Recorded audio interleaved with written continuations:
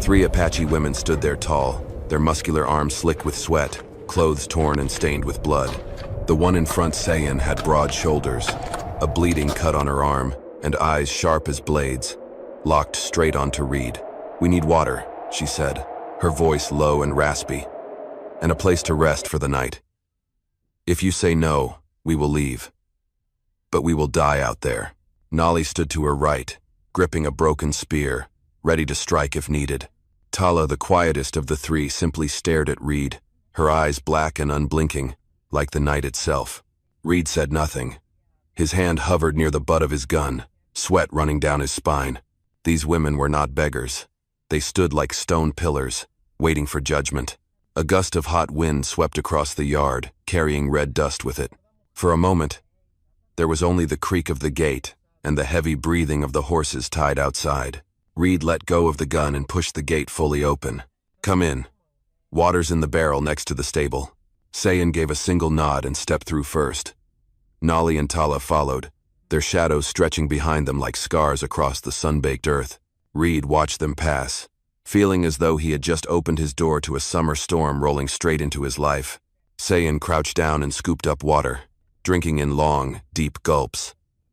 Streams of it ran down her neck and sun-darkened shoulders. Nolly dumped a full bucket over her head, letting the dust and blood wash away in one muddy flow. Tala quietly cleaned the gash on her arm, lips pressed so tight they bled. Reed leaned against the porch post, his rifle still within reach. He watched each of them closely, missing nothing. The wounds, the whip marks, the fire in their eyes, none of them were weak. He remembered his years in the army, watching Apache women herded into camps, children chased out of villages. It was those moments that made him walk away from the uniform, choosing instead a quiet life on this hill. He had sworn never to be part of it again. And now, here they were, standing in his yard. "Where did you come from?" Reed asked, his voice rough with dust. Sayan looked up. "From a place that no longer exists," she said. "Our people were ambushed. We have been running for 2 days." Reed said nothing. The answer cut like a blade. He knew what their presence meant. Violence out there was flaring again. And if anyone from town caught sight of them, trouble would hit this ranch faster than a summer storm. Nolly stepped forward, locking eyes with Reed. "We are not asking for charity. We will earn our stay. Cleaning, fixing fences, whatever needs doing." Reed glanced toward the sagging cattle pen, the half-collapsed stretch of fence. He had planned to send them away by nightfall, but Nolly's words gave him pause. Finally, Reed gave a nod. "Stay tonight. We will see in the morning." Sayan did not say thank you. She simply signaled for the others to follow her onto the porch. Reed walked into the cabin first, feeling like he had just invited 3 wild lions into a very small cage. Outside, the sun still blazed, but inside the cabin, a quiet storm had just begun. The next morning, golden sunlight poured over the fields like honey. Reed stepped onto the porch, about to take the horse out to pasture, then froze. The 3 women had been up since the sky was still gray. Sayan was pulling the collapsed fence back into place, her muscles rippling beneath layers of dust. Nolly swung a hammer, driving stakes into the ground with clean, decisive blows. Tala swept the yard, collecting broken wood and stacking it into neat piles. Reed crossed his arms and watched in silence. The sight was unfamiliar. These same women who had seemed like wild beasts just last night were now working as if this were their own land. By midday, they stopped, shirts soaked in sweat. Reed brought a bucket of water and placed it in the center of the yard. No one said a word, but when their eyes met, the tension from the night before was gone.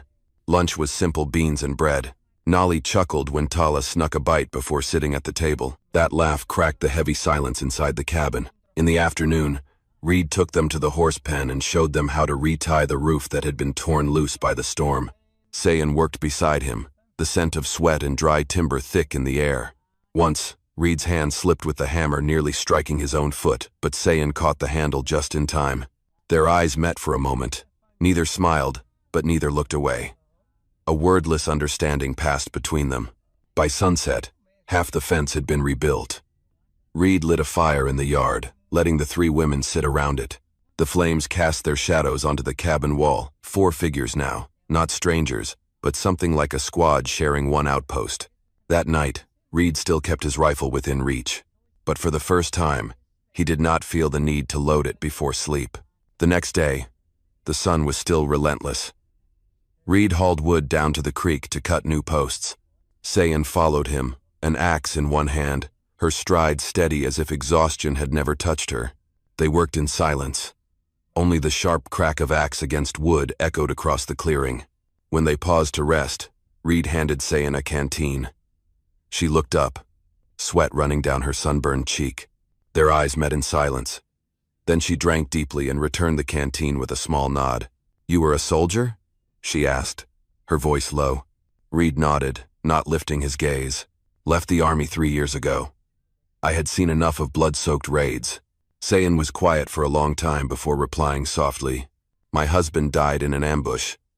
We did not strike first." Reed's hand stopped mid-motion, his eyes dimming.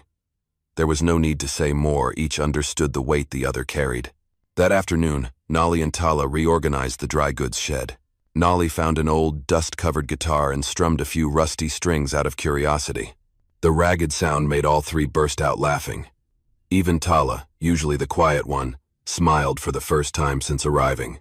Dinner that evening felt strangely warm. Nolly shared stories from her childhood in the village. Sayan said little, just listened quietly though now and then. Her eyes drifted toward Reed. After night fell, Reed stepped out onto the porch alone to watch the stars. Sayan joined him, standing beside him in silence. They stood there for a long time, with only the sound of crickets and night insects filling the space between them. "Tomorrow we can leave if you want us to," Sayan said slowly. Reed stared out over the dark field. "If you leave, you will not make it to the border. Stay until the storm passes." Sayan did not reply, but she pulled up a chair and sat beside him. That night, Reed did not feel like the cabin was empty anymore. It felt like a fire had been lit again, like a soldier's camp rebuilt from ashes. Thank you for being here. If this story reminded you of the old days, dusty afternoons, and the sound of hooves echoing in your heart, then subscribe to my channel, so that each day we can sit together again. And I will tell you another story from the Wild West. 3 days later, red dust suddenly swirled along the main road. A lone rider on horseback headed straight for the gate. The patrol officer with a wide-brimmed hat pulled low and a silver badge gleaming in the sun halted, his cold eyes sweeping across the ranch. "Callahan," he said with a curt nod. "Word is you have some strangers here. You know the town's order. Anyone caught harboring Apache will be fined or jailed." Reed leaned casually on the gate, his voice steady. "It is just me and the cattle here. If you see any Apache, go ahead and shoot." The officer narrowed his eyes, as if weighing the situation. His gaze drifted toward the cattle pen where Nolly and Tala waited in the shadows, spears gripped tight. A soft horse's whinny made him glance sideways, but Reed stepped into his line of sight, never breaking eye contact. The silence stretched tight as wire. Then the officer spat onto the dirt. "Watch yourself, Callahan. Do not make me come back." He turned his horse and rode off. Only when he was out of sight did Sayan step out from behind the hay shed, sweat glistening on her forehead. "He knows," she said. Reed nodded. "And he will be back." That afternoon, he walked the perimeter of the ranch, checking the fences, scanning for anything out of place. On the eastern edge, he found fresh hoof prints, at least 3 horses, pressed deep into the dry ground. Someone had been watching.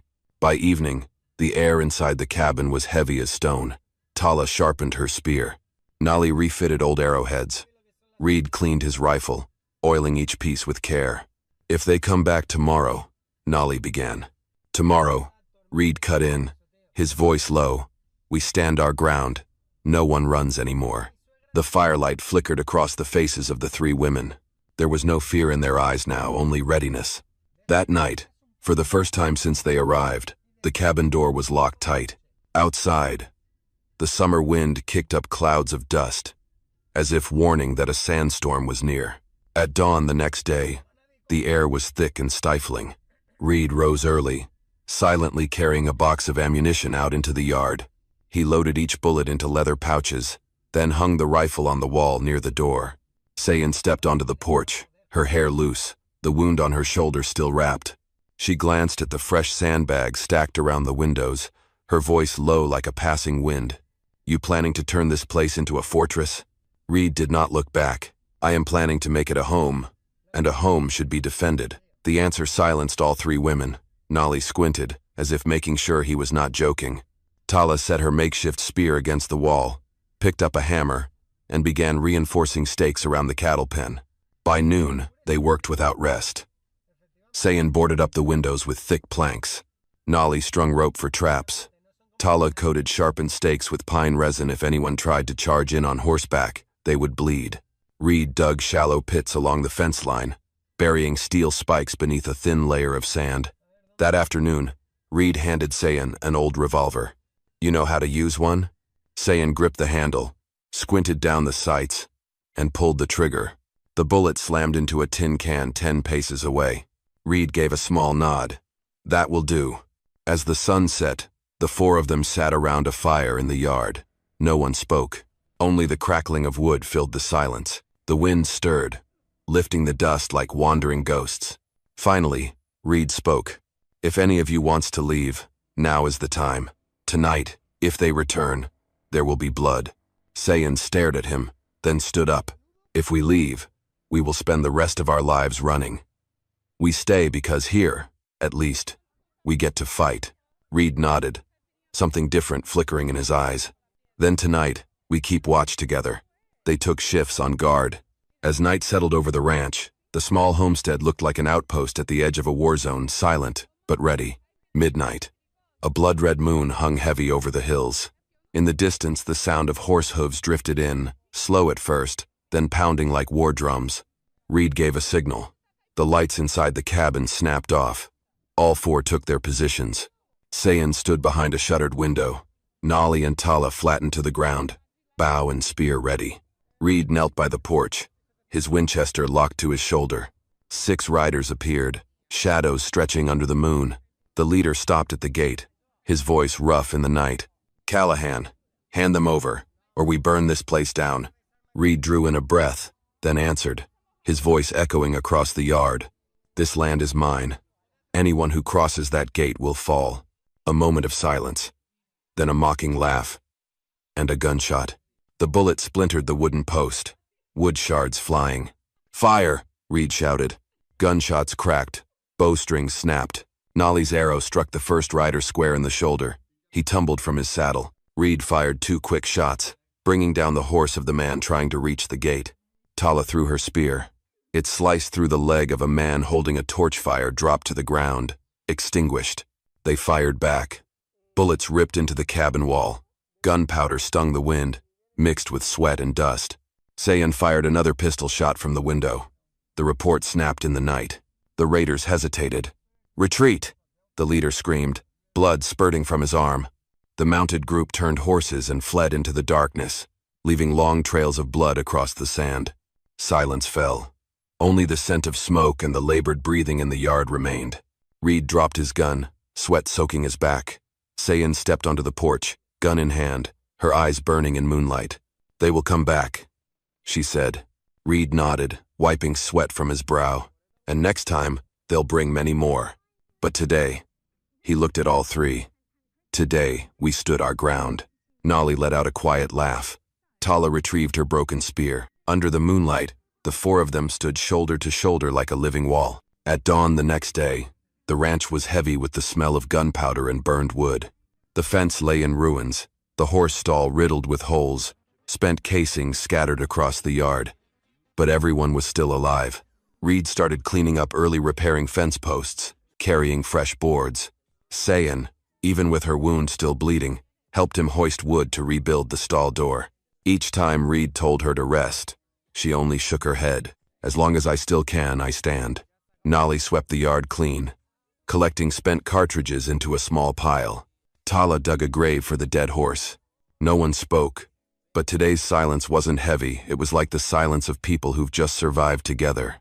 By afternoon, when the sun hung low and red, Reed drew water from the well. Sayan stood beside him, her muscular arms shining under the sunday. He passed her the water skin. This time they both took a drink. Neither pulled away first. "You could send us away now," Sayan said softly. Reed set the water down, his gaze steady. "This ranch is big. I can't hold it by myself. If you want to stay, Sayan didn't reply immediately. She looked toward Tala and Nali, who were laughing quietly as a calf ran about inside the pen, then turned back, her eyes less taut. We stay, not to hide, to build someplace no one can chase us from again. Reed nodded. A tired but genuine smile touched his weathered face. Late afternoon, the four sat on the porch steps, watching the sunset bleed fire over the prairie.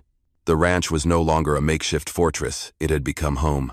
Summer wind drifted by, carrying the scent of fresh grass, smoke, and sweat from a hard day's work. Reed leaned back and inhaled deeply, feeling for the first time in years that this place wasn't empty. Sayan tilted her head, quietly said, "Maybe the storm has passed."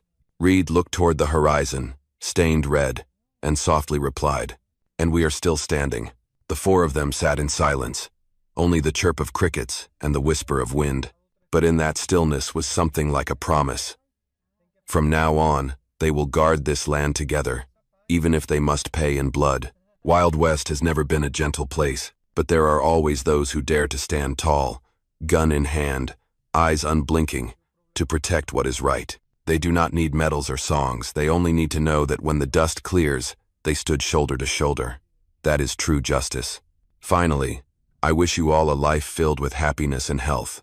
I love you all, my esteemed audience of Wild West storytelling. Let me know what you felt about this story. Leave a comment below. Type 1 if you like this story. And don't forget to subscribe for more gripping tales from the Wild West.